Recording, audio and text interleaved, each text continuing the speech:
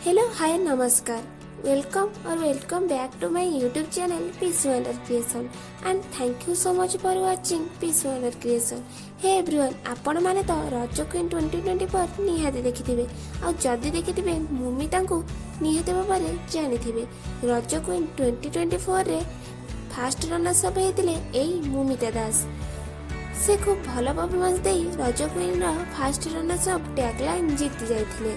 वर्तमान समय रे से जी sarthak टीवी रे प्रसारित होबाकू जाउतबा एक न्यू टेलीफिल्म रे नजर आसबाकू जाउछन्ती। वीडियो रे आगकू जिबा आगरु जदि आपण आम चैनल को सब्सक्राइब करना तेबे सब्सक्राइब करी पाखरे थिबा बेल आइकन ऑल को प्रेस कर दियंतु। तेबे दर्शक बंधु एही न्यू फिल्म रा नाम हेउची पारी करिवे भोला शंकर 3।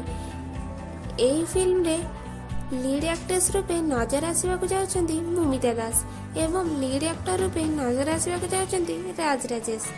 एही फिल्म टी बहुत जल्दी जी sarthak रे प्रसारित हेबाकू जाउछि।